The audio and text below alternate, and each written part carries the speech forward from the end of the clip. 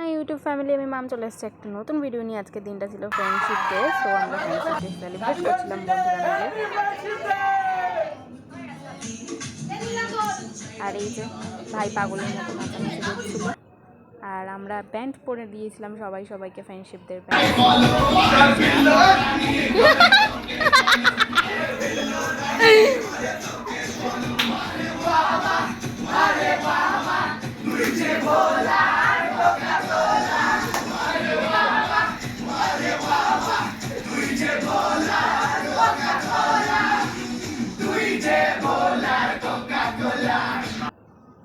আর এই যে আমাদের খাবার চলে এসেছিলো, যেটা আমরা বাইরে থেকেই কিনে এনেছিলাম, কারণ আমরা বেশি টাইম পাইনি তার জন্য।